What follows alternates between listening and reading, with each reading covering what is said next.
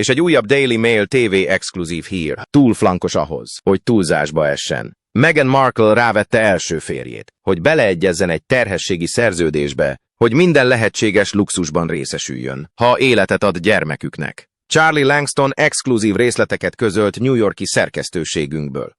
Charlie, mit árult el ez az úgynevezett terhességi szerződés? A férfi, aki több mint egy évtizedig hallgatott, végre megszólalt, és ennek az egyetlen döntésnek a visszhangja alapjaiban rengeti meg a modern történelem egyik leggondosabban felépített nyilvános képét. Nem egy elégedetlen exről beszélünk, nem egy bulvárlapról, akinek kezében egy lapáttal a kezében van a tét. Trevor Engelsonról beszélünk, arról a hollywoodi producerről, aki Meghan Markle felesége volt, mielőtt az hercegné lett. A Netflix szerződések előtt, az Oprah interjú előtt, vagy bármi más előtt, a férfiról, aki ismerte őt, amikor még csak egy kábeltévés színésznő volt, aki egy brutális iparágban próbált érvényesülni, a férfiról, aki segített felépíteni, a férfiról, akit nem hagyott maga után mást, mint egy FedEx borítékot. És most, 2026-ban állítólag vége a hallgatásnak. Gondolkozz el ezen egy pillanatra. Több mint 10 évnyi hallgatás, egy évtizednyi mellékszereplés, ahogy a nő, akit egykor feleségének nevezett, átírta a történelmet. Könnyes interjúkat adott a küzdelmeiről, és a hatalom globális szimbólumává tette magát. 10 évnyi hallgatás, miközben a saját szerepét a történetében csendben kitörölték a narratívából. Milyen információ birtokában ül egy férfi ilyen sokáig? Mi kell ahhoz, hogy valaki végre átlépje ezt a határt a méltóság teljes hallgatásból a teljes kinyilatkoztatásba? Pontosan ezt fogjuk ma részletezni. Mert Trevor Engelson története nem csupán egy vállásról szól. Egy gondosan felépített hazugságról, amely talán hamarosan kiderül. És Harry herceg, források szerint, teljes sokban van. Maradjatok velünk, mert ez a történet áll a történet mögött, és ez mindent megváltoztat. Az ember, aki túl sokat tudott ahhoz, hogy megértsük. Miért olyan szeizmikus esemény Trevor Engelson hallgatásának megtörése? Először meg kell értenünk, hogy ki is ő valójában, és miért van ekkora súlya a hangjának mostanában. Trevor Engelson nem egy keserű senki, aki 15 perc hírnévre vágyik. Sikeres, elismert hollywoodi producer, virágzó karrierrel és teljes élettel. Van egy új felesége, 3 gyermeke és egy produkciós birodalma, amelyet kemény munkával és valódi ipari kapcsolatokkal épített fel. Minden oka megvolt arra, hogy lehajtott fejjel gondolkodjon, áldásait számba vegye és hagyja, hogy a múlt eltemetve maradjon. Pontosan ezt tette a hallgatását olyan erőteljessé, és ezt tette a megszólalási szándékát olyan robbanásveszélyessé. Több mint egy évtizeden át Trevor tökéletességgel játszotta a méltóságteljes ex-férj szerepét. Míg a média Meghan életének minden fejezetét boncolgatta, királyi debütálását, esküvőjét, a bombasztikus Oprah interjút, a kaliforniai költözést, a Netflix sorozatot, a memoárt, Trevor teljesen, rendíthetetlenül hallgatott. Semmi jogosulatlan interjú, semmi névtelen tipp bulvárlapoknak, semmi gondosan kiszivárogtatott sérelmek közvetítőkön keresztül, semmi. És egy olyan világban, ahol mindenki a saját történetét árulja, ahol volt barátok és elégedetlen alkalmazottak rendszeresen pénzt húznak a hírességek közelségéből, Trevor hallgatása szinte hangosabb volt a szavaknál. Elmondta a világnak, hogy ennek az embernek van valami, amiről érdemes hallgatnia. De kérdezd meg magadtól, miért döntene egy sikeres, kiegyensúlyozott férfi, akinek semmiféle anyagi indítéka nincs. Hirtelen úgy, hogy megtöri a több mint 10 éve fegyelemmel hallgatott? Mi változik? Mi billenti ki végül a mérleget? Trevorhoz közel álló benfentesek szerint a válasz kevésbé a pénzzel, mint inkább valami sokkal személyesebbel függ össze, az igazság eltörlésével. Források szerint Trevor sokáig tolerálta, hogy saját történetét, a karrierjében betöltött szerepét, érzelmi befektetését, sőt, magát a történetében való létezését szisztematikusan törölték a nyilvánosság elől. De ahogy az újraértelmezés egyre bonyolultabbá, a narratíva egyre csiszoltabbá, és az események eredeti változata egyre távolabb került a valóságtól. A hallgatás súlya állítólag túl nagynak bizonyult. Nem a visszatérésre vágyik, hanem állítólag az igazság elismerésére. És 2026-ban úgy döntött, hogy a világ megérdemli, hogy hallja ezt. A FedEx vállása. Mi történt valójában 2013-ban? Mielőtt beszélhetnénk arról, hogy mit készül állítólag Trevor felfedni, újra át kell tekintenünk az eseményt, ami mindent elindított. A pillanat, amely a legtöbbek szerint megalapozta mindazt, ami ezután történt. ahogy Meghan Markle véget vetett első házasságának. 2013-ban Trevor Engelson Los Angelesben volt. Meghan Torontóban forgatta a Suits című jogi drámát, amelybe megízlelhette az igazi hírnevet, és amely gyorsan terjesztette társasági életét. A pár 2 éve volt házas. Minden jel szerint Trevor odaadó partner volt, aki iparági kapcsolatait felhasználva segítette Meghan karrierjét. Támogatta őt a meghallgatások és a majdnem balesetek gyötrelmes éveiben, és mellette állt, amikor kevés és ritka volt a lehetőség. Aztán jött egy csomag postán, ajánlott levélként kézbesítve. Benne Meghan jegygyűrűje és eljegyzési gyűrűje volt. Sem telefonhívás, sem utolsó beszélgetés, sem személyes találkozó, hogy lezárjon egy fejezetet, ami egy őszinte elköteleződésként kezdődött. Csupán egy hideg, klinikai csomag, ami a házasság éveit lemondott előfizetésé redukálta. A gyűrűk borítékban, a kapcsolatnak vége. Nincs szükség magyarázatra. Most állj meg és gondold át, mit is mond ez nekünk? Mert egy szakítás hogyanja ugyanolyan fontos, mint az oka.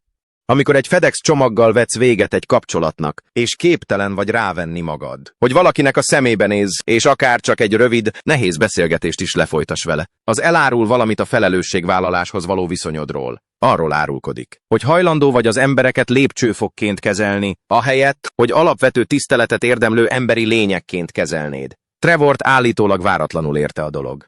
Nem volt figyelmeztetése, felkészülése, és nem volt igazi magyarázata. Az egyik napon még nős férfi volt, akinek a partnerébe éveket fektetett. A következőn már 2 gyűrűt tartott a kezében, és egy olyan hideg mozdulatot olvasott ki a sorok között, ami aligha minősült búcsúnak. Ben Fentesek, akik ismerték a párt a torontói évekből, a váláshoz vezető időszakot egy tudatos társadalmi migrációnak írták le. Ahogy a Suits sorozat berobbant, és Meghan ismertsége nőtt, a köre is elkezdett megváltozni. A régi barátokat, azokat, akik a hírnév előtt ismerték, csendben kiszűrték. Helyükre magasrangú kanadai társasági személyiségek, befolyásos emberek és olyan kapcsolatok léptek, akik valami értékesebbet kínálhattak, mint a lojalitás. Hozzáférés. Hozzáférés egy olyan világhoz, amely nagyobb volt, mint a kábeltévé és nagyobb, mint Hollywood.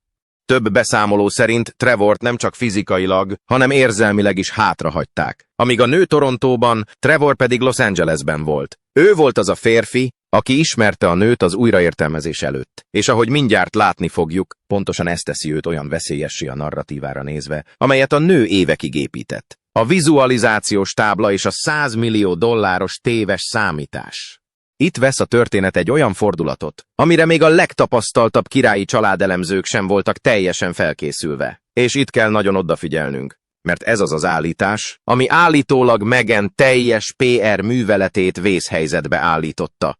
Meghan egy Oprah interjúban híresen kijelentette a világnak, hogy fogalma sem volt, mibe keveredik, amikor találkozott Harry herceggel. Azt állította, hogy a feltételezett vakrandiuk előtt azt sem tudta, ki ő. 2 idegen képét festette le, akiket a véletlen hozott össze, és semmi más nem köt össze, mint a közös emberségük. De azok a források, akik Meghan belső körébe tartoztak a Trevor évek alatt, akik már jóval a Sussexi hercegné válása előtt ismerték, egészen más történetet mesélnek. És Trevorhoz közel álló Ben Fentesek szerint bizonyos körökben évek óta keringenek pletykák egy nagyon specifikus elképzeléseket tartalmazó tábláról. Nem egy általános elképzelésekről a boldogságról vagy a karrier célokról. Egy célzott, Eggy, amelynek állítólag egy nagyon konkrét személy volt a középpontjában. Harry Herceg. Szóval a véletlennek köszönhető, de szerencsétlen szerelmesek története minden bizonnyal Meghan egyik legszebb és érzelmileg legmegragadóbb története. Ha ezek az állítások helytállóak, akkor ez az egyik legtudatosan felépített történet is. Források szerint a találkozás nem egy véletlen romantikus találkozás, hanem egy kitartó, stratégiai kampány eredménye, amelynek célja az volt, hogy a megfelelő körökbe, a megfelelő időben és a megfelelő hozzáféréssel kerüljön. Meghan állítólag olyan odaadással tanulmányozta Harry herceget, mint aki élete szerepére készül, a sebezhetőségeit, az érzelmi kiváltó okait. Jól dokumentált vágyakozása egy saját család után, egy mélyen emberi vágy, amelyet évek óta dokumentáltak és vitattak meg. Elszigeteltsége egy királyi intézményben, amely soha nem tudta igazán, hogyan bánjon vele. Olyan nőkkel való kapcsolata, akiket állítólag elijesztett a királyi élettel járó szigorú figyelem. Nem csupán a bolygó legelfogadottabb aglegénye volt. Állítólag gondosan kiválasztott célpont is. De itt ütközött a terv állítólag falba. Egy nagyon nagy, pénzügyileg nagyon jelentős falba. Benfentesek szerint az egész művelet legkatasztrofálisabb tévedése az volt, hogy azt feltételezték. Egy brit herceg milliárdos. Visszatekintve szinte komikusan egyszerűnek tűnik. Természetesen egy dolgozó királyi családtag vagyona bonyolult, vagyonkezelői alapokba van lekötve, intézményi felügyelet alatt áll, és közel sem éri el mondjuk egy hollywoodi szórakoztatóipari mogul likvid, szabadon hozzáférhető vagyonát. De a feltételezés nyilvánvalóan megtörtént. És amikor a valóság hideg, kemény matematika formájában megérkezett, amikor világossá vált, hogy a királyi családhoz költségvetés is tartozik, és hogy a királyi bankszámla nem fogja finanszírozni az elképzelt életmódot, a mese kemény csapásként ért véget. Sokan azt állítják, hogy ez a legvilágosabb magyarázat arra, amit 2026-ban Montecitóban látunk végbe menni. A luxuslekvár vásárok, a kutyakekszek, a gyógyteák. Az életmód márka hatalmas csinadrattával és egyre kétségbeesettebb energiával indult. Ez nem egy hobbi projekt. Ez egy nő, aki elvégzett egy számítást, ami nem állt be, és most azon kapja magát, hogy olyan vagyonra tegyen szert, amiről azt hitte, hogy egy címmel jár. És állítólag Trevor Engelson rendelkezik a számlákkal arról, hogy pontosan mikor és hogyan végezték ezt a számítást. Harry sokja, az zárt ajtók mögött álló ember. Míg Meghan csapata állítólag teljes válságüzemmódba lépett, Harry herceg reakciója források szerint valami egészen más volt, és sok szempontból sokkal árulkodóbb. Harry minden jel szerint nem dühös úgy, mint Meghan. Nem fenyegetőzik, és nem is riogatja a jogi csapatokat. Állítólag valami sokkal árulkodóbbat tesz. Zavarban van. Láthatóan, mélyen, szinte bénítóan zavarban van. Gondolj bele, mit jelent ez? Harry mindent feladott ezért az életért. Családját, katonai címeit, hazáját, apjával, testvérével, nagyanyjával való kapcsolatát utolsó éveiben. Az egyetlen ismert világot elcserélte egy hollywoodi siker és amerikai szabadság víziójáért, amelyet felszabadulásként árultak neki az elnyomó intézmény alól, amely állítólag cserben hagyta. És most ezt a víziót apránként nyilvánosan lerombolják. A Montecito hagyatékhoz közel álló források Harryt 2026-ban nem csak fizikailag, hanem érzelmileg is kimerült férfiként írják le. Egy férfiként, aki éveket töltött azzal, hogy egy általa hit narratíva pajzsaként szolgált, csak hogy aztán egyre képtelenebb legyen megvédeni azt. Állítólag egyre több időt tölt a kastély különálló szárnyaiban, saját projektjeire, az Invictus Gamesre koncentrál, arra, hogy újra kapcsolatba lépjen gyökereivel, mintha csendben egy menekülési útvonalat építene vissza valami ismerőshöz. A mindennapi életükben való szétválásuk már nem pletyka. A források bevett szokásként írják le. A jótékonysági rendezvényeken külön vettek részt. Az üzleti megbeszéléseket külön kezelték. A nyilvános szereplések inkább egy szakmai megállapodás, mint egy házasság pontosságával voltak összehangolva. A hatalmi párimázsa nem csak megromlott. Állítólag mindkét fél csendben félretette, és a saját módján próbálták megoldani a történet romjait. És akkor ott van még az apja ügye. 2026 áprilisában Károly király hivatalos látogatást tett az Egyesült Államokban. A média heves találgatásokat váltott ki. Vajon ez lenne a megfelelő pillanat a megbékélésre? Vajon a király évek óta először találkozik unokáival? Harry állítólag kézzel írott levelet küldött. Egy mélyen személyes gesztus egy olyan férfitól, akiről méltre ismert, hogy levelet írt volna, amelyben kétségbeesett vágyát fejezte ki a kapcsolatfelvétel újrakezdésére. A palota válasza egy határozott, hivatalos elutasítás volt. Nem volt találkozó. A látogatás kizárólag hivatalos ügyek miatt történt. Az ajtó ismét bezárult. Harry számára ez állítólag lesújtó volt. Állítólag azt mondta a hozzá közel állóknak, hogy őszintén hisz abban, hogy még mindig lehetséges visszatalálni a családjához. Hogy a sérülés, bármilyen súlyos is, nem végleges. Hogy még mindig van jövő, amelyben gyermekei ismerik a nagyapjukat. Források szerint, amikor Harry megpróbálta ezt Meghannal megbeszélni, és kifejezte a folyamatos elidegenedés miatti bánatát, a nő válasza nem empátia vagy közös bánat volt. Állítólag ez egy átirányítás volt, egy olyan állítás, miszerint a palota elutasítása Trevor memoárjaival kapcsolatos pletykákhoz kapcsolódik. Hogy a király hideg válla egy összehangolt kampány része volt, amelynek célja a szokásos márkabevezetés aláásása volt. Benfentesek szerint Harry állítólag arra kérte Meghant, hogy hagyja abba az apja hibáztatását a Trevor ügyben. Egy olyan férfi számára, aki évek óta rendkívüli hűséggel védte Meghant, ez egy fontos határvonal. Arra utal, hogy még Harry türelmének is vannak határai. És hogy ezeket a határokat olyan módon teszik próbára, hogy lehetetlen figyelmen kívül hagyni. Az emlékirat, amely mindent megváltoztathat. Szóval mit is készül pontosan felfedni Trevor? Állítólag ezt a kérdést teszi fel magának mindenki, aki Megan környezetében van, hajnali 3-kor. És ez teszi ezt a potenciális memoárt olyan egyedülállóan veszélyessé. Trevornak nem kell semmit kitalálnia, nem kell kiszíneznie vagy találgatnia. Ott volt, átélte, neki van idővonala. És ami még fontos, mivel a házasság 2013-ban ért véget, mielőtt Megan bármilyen jelentős közéleti személyiséggé vált volna, nincs titoktartási megállapodás. Semmilyen jogi dokumentum nem akadályozza meg abban, hogy mindent elmondjon, amit tud. A titoktartási megállapodás hiánya a végső megoldás. Amikor a házasságuk véget ért, Megan még kábeltévés színésznő volt. Nem volt PR csapat, amely a védtelen ex-férj további következményeit számolgatta volna. Nem volt olyan jogi struktúra, amely képes lett volna befogadni egy olyan személy vallomását, aki az ő világában élt. Abban a feltételezésben hagyta ott a házasságot, hogy Trevornak soha nem lesz elég befolyása vagy platformja ahhoz, hogy számítson. Tévedett. És 2026-ban állítólag ez a felügyelet a legsürgetőbb válság a jogi csapata asztalán. 2025 végén kezdtek keringeni pletykák egy több millió dolláros memoárszerződésről. A kívülről betekintve írt, engedély nélküli életrajzokkal ellentétben Trevor a szobából írt. Állítólag nála vannak a torontói e-mailek. Privát fényképek abból az időszakból, amelyet a benfentesek a FedEx korszakként emlegetnek. Levelezés, amely kontextust adna egy olyan kapcsolatnak, amely feltűnően hiányzott Megan gondosan összeállított történetmeséléséből. A legveszélyesebb vádak azonban olyan területekre vonatkoznak, amelyek messze túlmutatnak egy nehéz válláson. A Sussexi gyerekek biológiai valóságával foglalkoznak. Archie és Lilibet körül állandó, rendezetlen kérdések merültek fel. Elméletek a béranyaságról, kérdések az idővonalakról, pletikák arról, hogy mi is történt valójában a palota falai mögött.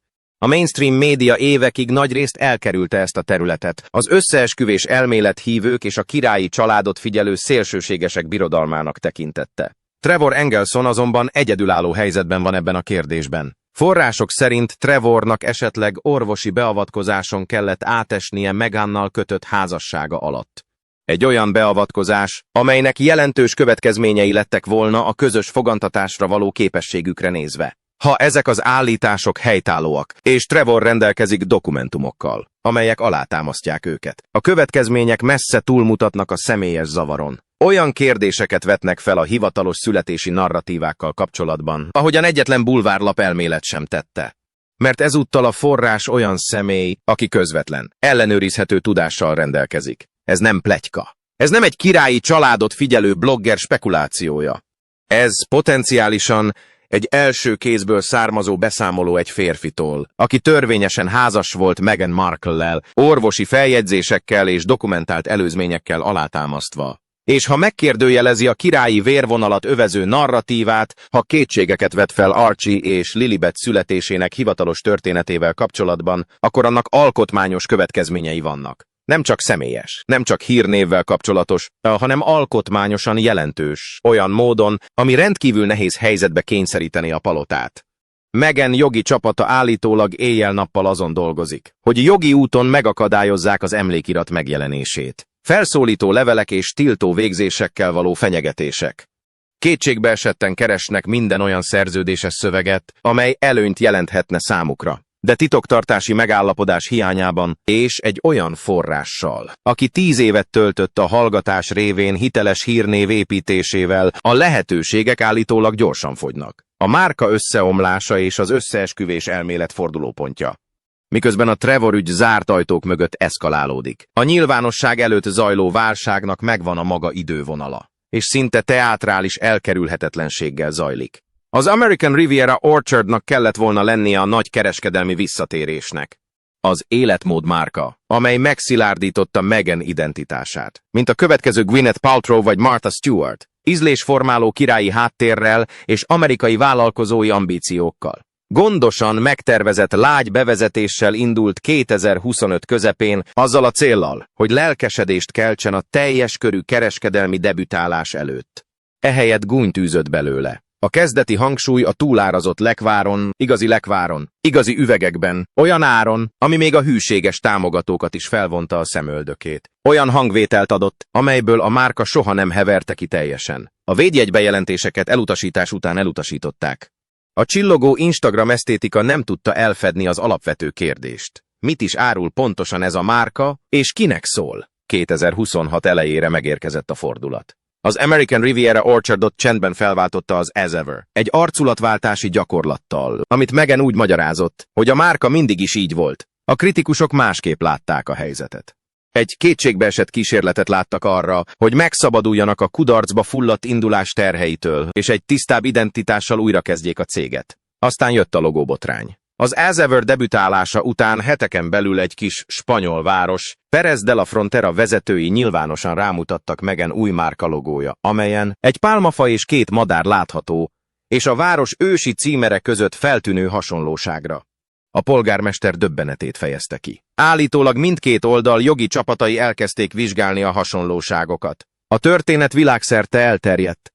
Egy olyan márka bevezetéshez, amelynek könnyed kifinomultságot kellett volna sugároznia. Ez katasztrofális időzítés volt. És itt válik a minta egyszerre lenyűgözővé és mélyen beszédessé. Meghan reakciója ezekre a kudarcokra minden egyes esetben azonos volt.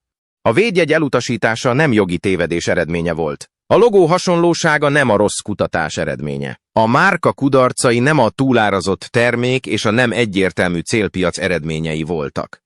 Meghan szerint minden akadály, minden kudarc, minden negatív tudósítás a szabotás bizonyítéka volt. A királyi család összehangolt, szándékos, intézményes szabotázsa, és a király elutasítása a találkozásról a 2026 áprilisi amerikai látogatása során szintén szabotás. Állítólag az As Ever bemutatójára időzítették, hogy maximális hírnévrontást okozzanak. Trevor memoárjaival kapcsolatos pletykák szintén Londonból hangzottak el. Egy fegyver, amelyet a palota vetett be annak érdekében, hogy soha ne találjon szakmai lábra Amerikában. Ez az áldozat narratíva Meghan operációs rendszerét évek óta alkotja. Ez az a mechanizmus, amelyen keresztül minden kudarc külső forrásokba kerül. Minden felelősségre vonás elhárul. Minden kellemetlen igazságot az üldöztetés bizonyítékaként fogalmaztak át. Gyönyörűen működött, amikor az ellenség arctalan volt. Egy távoli, füllett intézmény. Egy királyi család, amelyre a közvélemény már eleve némi szkepticizmussal tekintett. De 2026-ban valami megváltozott. A közvélemény, még az együttérző megfigyelők is, elkezdtek feltenni egy olyan kérdést, amelyre nehéz válaszolni. Miért törődik egy elfoglalt király, akinek rákot diagnosztizáltak, és egy működő monarchiát kell vezetnie? Egy kaliforniai lekvármárkával? Miért költene a palota politikai és operatív erőforrásokat egy olyan életmódcég aláásására, amelyről a világ nagy része soha nem hallott? Komolyan megvizsgálva a logika nem állja meg a helyét. És ahogy a logika kezd feltörni, úgy kezd feltörni a rajta alapuló narratíva is. Az eltűnő A-lista. Íme a 2026-os Sussexi történet egyik legjelentősebb, legcsendesebb fejleménye, amelyet könnyű figyelmen kívül hagyni, ha nem figyelünk oda eléggé. Azok az emberek, akik egykor Meghan legbefolyásosabb védelmezői voltak, elhallgattak. Gondoljunk vissza a korai kaliforniai évekre. A Harryt és Meghant körülvevő védelmezőkör valóban félelmetes volt. Oprah Winfrey platformot adott nekik az évtized legnézettebb interjújához. Serena Williams pedig hangos szószólója volt a nyilvánosságnak. A Clooneyek, George és Amal, Hollywood egyik befolyásos házaspárja, állítólag közeli szövetségesek voltak. Hollywood elitjének üzenete egyértelmű volt. Mi a Sussexiek mellett állunk. Ezt az üzenetet már nem küldik. Amikor 2026 elején újraindult, a korábbi szövetségesek hallgatása fülsiketítő volt. Semmilyen magasrangú támogató üzenet, sem hírességek kicsomagoló videói, sem közösségi médiás dicséretek azoktól az emberektől, akik egykor olyan látható lelkesedéssel támogatták a Sussexi narratívát. Az Oprah tábor elcsendesedett. A Serena kapcsolat látszólag lehűlt. A párt egykor körülvevő széleskörű, lelkes híresség koalíció csendben feloszlott. Miért? Mert Hollywood minden előadó művészeti politikája és a közéleti erények jelzése ellenére lényegében egy üzlet. Az üzletben pedig olyan márkákhoz kötődsz, amelyek nyereségesek. Olyan egyesületekhez, amelyek karriert építenek. És olyan történetekhez, amelyek felfelé ívelnek. A Sussexi márka nem felfelé ível. Radioactive. egyre nehezebben feldolgozható vitákat, örökké kimerítő drámát és olyan főcímeket generál, amelyek már nem abba az irányba mozdítják a dolgokat, amerre bármelyik publicista is szeretné. Az A-lista jellegzetes hollywoodi hatékonysággal egyszerűen tovább lépett. Vannak frissebb narratívák, tisztább partnerségek és kevésbé bonyolult ügyek, amiket támogatni lehet. Megan számára ez az elhagyás több, mint társadalmi sértés. Ez egy strukturális összeomlás. A királyi trónfosztás utáni teljes stratégiája arra a feltételezésre épült, hogy a hollywoodi kapcsolatok felválthatják az intézményes királyi támogatást, hogy a hírességek szövetségei helyettesíthetik azt a platformot, amelyről lemondott. Ezen szövetségek nélkül, a híres arcok védőpajzsa nélkül a Montecitói művelet egyre elszigeteltebbé válik. Két ember egy nagyon nagy házban, több fronton vívott csatákat, és egyre kevesebb ember hajlandó mellettük harcolni. Harry leszámolása. Egy herceg királyság nélkül. Valahol ebben az egész drámában, a márka bemutatókban, az emlékiratokkal kapcsolatos pletykákban, a jogi fenyegetésekben és a fatörzs botrányokban van egy mélyen emberi történet, ami hajlamos elveszni. És ez Harry herceg története. Bármit is gondolunk a döntéseiről, bármit is értékelünk az elmúlt évek ítélő képességéről, Harry egy olyan ember, aki rendkívüli áldozatot hozott egy meggyőződés alapján. Úgy hitte, hogy az intézmény, a család, a címek, az ország elhagyása az egyetlen módja a hiteles életnek.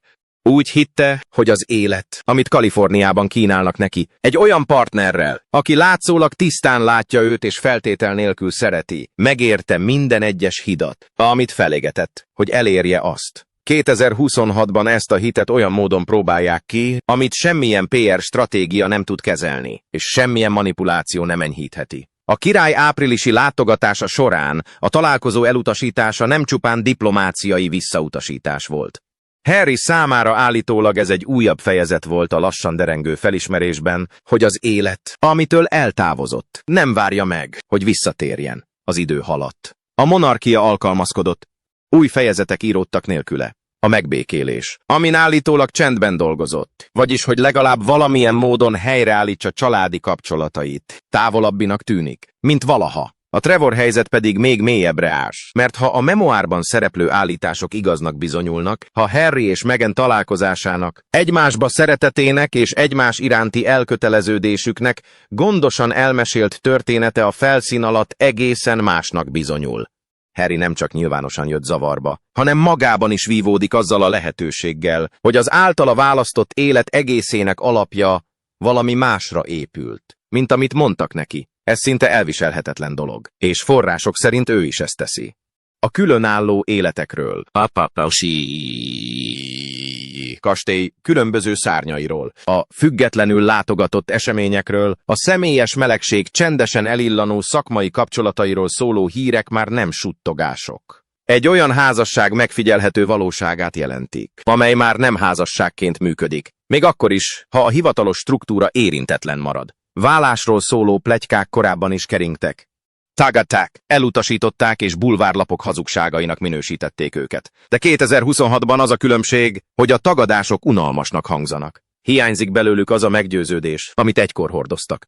Akik egykor a párt védelmére keltek, most haboznak. És a kibontakozó dolgok logikus következtetése a Trevor emlékirat, a márka kudarcai, a királyi elidegenedés, az A-listás elhagyatottság, a különálló életek. Olyan dolog, amelynek a Sussexi tábornak kifogynak a lehetőségei, hogy meggyőzően ellenálljon. Mi jön ezután? Az idő ketyeg. Szóval hol ér véget mindez? Mert ez a kérdés rejlik az összes dráma, az összes vád, az összes gondosan megfogalmazott tagadás mögött. Hogyan fog kinézni a következő fejezet? Ha Trevor Engelson kiad egy teljes memoárt, és a jelentések azt sugallják, hogy a megállapodás közel van, a bevételek valósak, és a jogi lehetőségek a megállítására fogynak, a következmények gyorsak és vészjóslóak lesznek. Nem csak Meghan hírnevére nézve, hanem az egész felépített narratívára nézve is, amely számos vitán és kudarcon keresztül fenntartotta a Sussex márkát.